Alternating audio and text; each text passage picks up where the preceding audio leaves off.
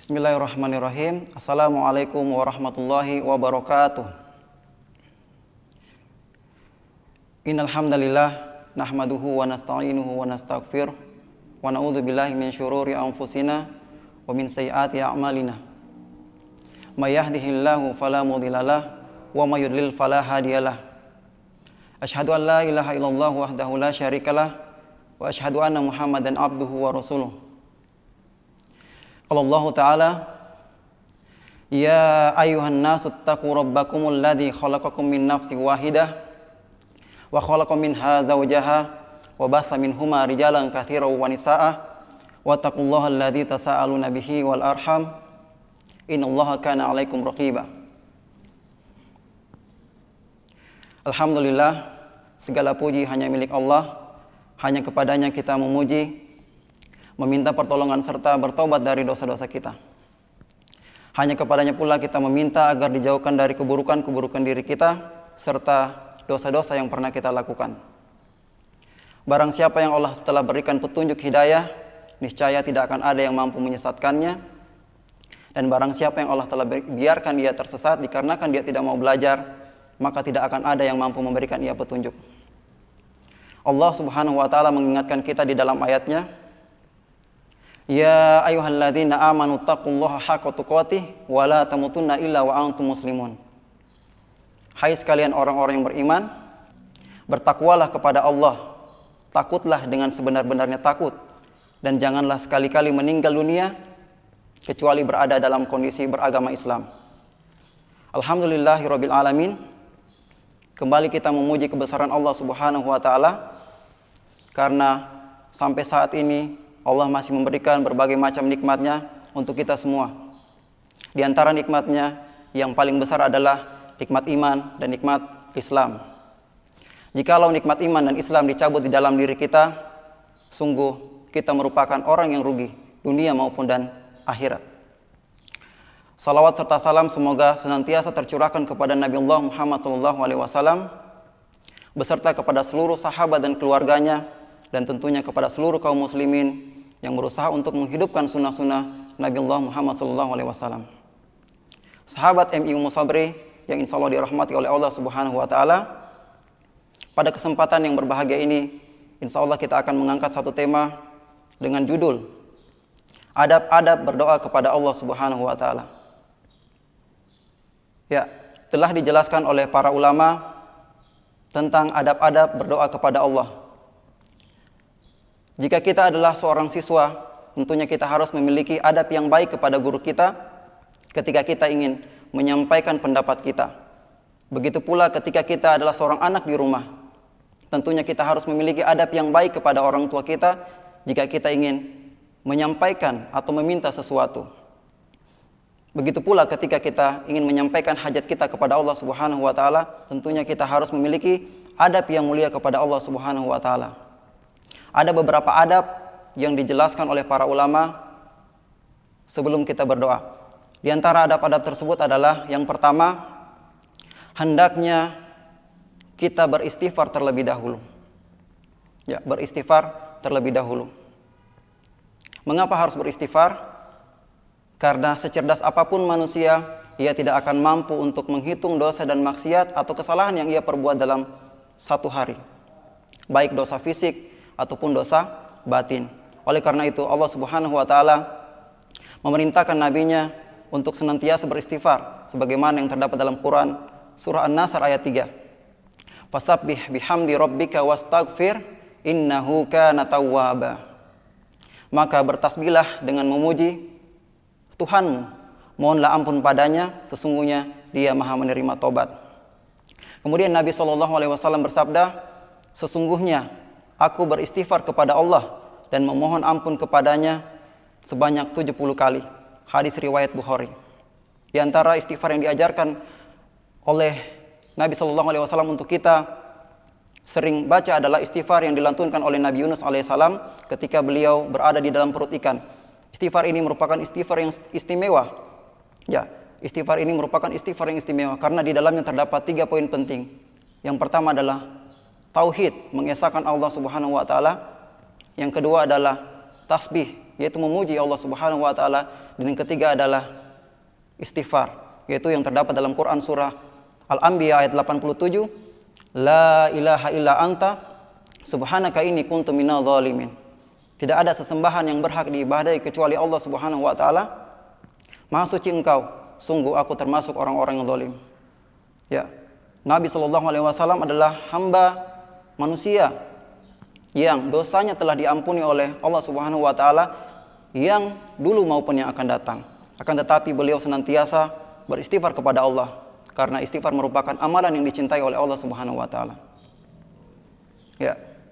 Kemudian adab yang berikutnya adalah bersalawat kepada Nabi Muhammad SAW. Dari Umar radhiyallahu anhu, beliau mengatakan, sesungguhnya doa itu diam di antara langit dan bumi, tidak akan naik hingga engkau bersalawat kepada Nabi SAW. Pada dasarnya Allah Subhanahu wa taala mendengar serta melihat dimanapun orang berdoa. Akan tetapi sebagai bentuk kemuliaan dari Nabi Muhammad SAW dan upaya kita untuk memuliakan Nabi kita, maka Allah menganjurkan kita untuk bersalawat kepada Nabiullah Muhammad SAW.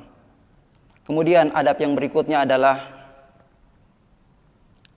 memuji nama dan sifat Allah sesuai dengan kebutuhan kita dengan suara yang lembut. Hal ini dijelaskan di dalam Quran surah Al-Isra ayat 110. Katakanlah Muhammad, serulah Allah atau serulah Ar-Rahman dengan nama yang engkau dapat menyeru. Sesungguhnya dia memiliki nama-nama yang terbaik, yaitu Asmaul Husna. Ya. Jadi ketika kita berdoa kepada Allah Subhanahu wa taala, kita bisa memanfaatkan, meminta sesuai dengan nama-nama yang Allah punya. Ada Allah yang bernama Ar-Rahman, Ar-Rahim. Allah yang bernama Ar-Rahman, Ar-Rahim. Allah yang bernama Ar-Rahman adalah Allah yang Maha Pengasih. Ar-Rahim, Allah yang Maha Penyayang. Kita bisa berdoa kepada Allah, Ya Rahman, Ya Rahim, kasihi aku, sayangi aku dan seluruh keluargaku serta seluruh kaum muslimin. Ada Allah yang bernama Ar-Razzaq, Allah yang Maha memberi rezeki. Kita bisa berdoa kepada Allah, Ya Razzaq, Ya Razzaq, urzuqni. Ya Allah yang Maha memberikan rezeki, beri kami rezeki yang halal dan berkah. Dan kita bisa memanfaatkan 99 nama Allah yang ada di dalam Al-Quran sesuai dengan hajat dan kebutuhan kita. Kemudian ada berdoa yang berikutnya adalah berdoa dengan khusyuk, merendahkan diri serta penuh harap hanya kepada Allah Subhanahu wa taala. Hal ini terdapat dalam kisah Nabi Zakaria di dalam Quran surah Al-Anbiya ayat 90. Ya. Nabi Zakaria merupakan nabi yang ketika berdoa merendahkan dirinya serta berdoa dalam keadaan khusyuk, kemudian merasa penuh harap hanya kepada Allah Subhanahu wa taala. Hendaknya kita bisa mencontoh kisah dari Nabi Zakaria alaihissalam ketika berdoa kepada Allah Subhanahu wa taala. Ya, karena ketika kita mampu mencontoh dari sifat Nabi Zakaria berdoa dengan penuh harap, khusyuk dan merendahkan diri hanya kepada Allah, maka kita merupakan orang yang bertawakal hanya kepada Allah, tidak kepada selain Allah Subhanahu wa taala. Kemudian adab yang berdoa berikutnya adalah mengulang-ulang doa dan tidak tergesa-gesa dalam berdoa. Ya. Nabi SAW ketika berdoa, beliau mengulanginya 3 kali, dan apabila beliau meminta, beliau mengulanginya 3 kali. Hadis riwayat Muslim. Ketika orang berdoa kepada Allah, hendaknya janganlah pernah cepat merasa bosan dan putus asa, karena Allah Subhanahu wa taala yang lebih tahu kapan waktu yang tepat untuk dikabulkannya doa kita. Kemudian adab yang berikutnya adalah berdoa dengan penuh keyakinan Allah Subhanahu wa taala akan mengabulkan doa kita. Hal ini sesuai dengan sabda Nabi Muhammad SAW, berdoalah dengan penuh keyakinan akan dikabulkan oleh Allah Subhanahu wa taala. Hadis riwayat Tirmizi. Kemudian adab yang berikutnya adalah menghindari makanan yang haram. Menghindari makanan yang haram. Hal ini kita sering dengar kisah dari seseorang yang bersafar dalam keadaan lusuh, kusut. Ya, dalam keadaan bajunya berdebu, kemudian dia melakukan perjalanan yang begitu panjang, akan tetapi makanannya dari yang haram, pakaiannya dari yang haram, dan ia tumbuh dari sesuatu yang haram. Bagaimana mungkin Allah mau mengabulkan doanya? Hal ini sesuai dengan sabda Rasulullah SAW, Innallaha thayyibun la yaqbalu illa thayyiba. Sesungguhnya Allah itu baik, tidak menerima kecuali yang baik. Hendaknya kita memperhatikan makanan kita karena makanan dapat mempengaruhi doa-doa kita. Kemudian adab yang selanjutnya adalah meminta dalam keadaan bersuci dan mengangkat tangan. Ya, dalam keadaan bersuci ini dijelaskan di dalam Quran surah Al-Baqarah ayat 222. Sesungguhnya Allah Subhanahu wa taala menyukai orang-orang yang bertaubat dan menyukai orang-orang yang bersuci. Kemudian kita mengangkat tangan ya sebagai bentuk memasrahkan urusan kita hanya kepada Allah Subhanahu wa taala. Hal ini dijelaskan dalam hadis riwayat Tirmizi bahwa Allah Subhanahu wa taala adalah zat yang memiliki sifat malu dan mulia. Allah malu jika melihat hambanya yang berdoa mengangkat kedua tangannya, akan tetapi setelah itu tangannya hampa, tidak mendapatkan apa-apa. Ya, hendaknya kita mengangkat tangan karena dengan mengangkat tangan menunjukkan bahwa kita adalah hamba yang betul-betul memasrahkan diri, hanya menggantungkan urusan kita hanya kepada Allah Subhanahu wa taala. Kemudian adab yang terakhir adalah mencari waktu-waktu yang mustajab.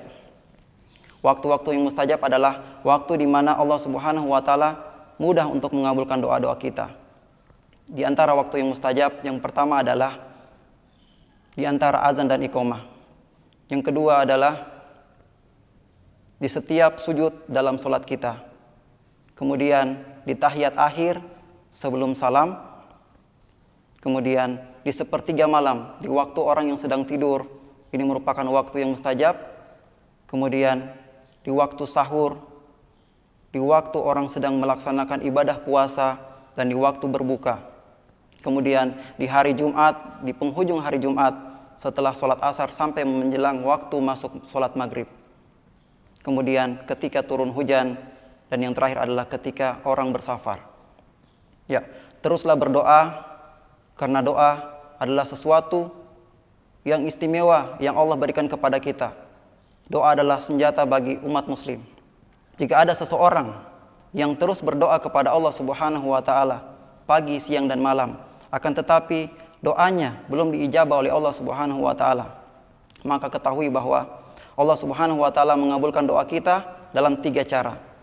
Yang pertama adalah Allah bisa mengabulkan seketika orang yang berdoa. Yang kedua adalah Allah akan menggantikan doa-doa kita dengan dihindarkannya kita dari segala macam musibah untuk kita dan tentunya untuk keluarga kita.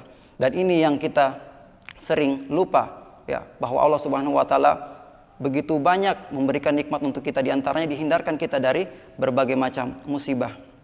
Yang ketiga adalah Allah akan kabulkan di akhirat dengan sesuatu yang lebih indah, bahkan melebihi dari apa yang kita minta. Teruslah berdoa karena tidak ada ruginya orang yang berdoa. Orang yang berdoa merupakan ciri orang yang bertakwa dan ciri orang-orang yang beriman. Ya, semoga Allah Subhanahu wa taala memasukkan kita semua ke dalam surganya dan memanggil kita dengan panggilan terbaik kelak. Sebagaimana yang terdapat dalam Quran surah Al-Fajr, "Fadkhuli fi ibadi", maka masuklah ke dalam golongan hamba-hambaku. "Wadkhuli jannati", dan masuklah ke dalam surgaku. Demikian apa yang bisa kami sampaikan. Mohon maaf atas segala kekurangannya. Barakallahu fikum. Semoga kita bisa mengambil contoh dan mempelajari adab-adab serta mempraktikkan dalam kehidupan kita sehari-hari adab-adab berdoa kepada Allah Subhanahu wa taala.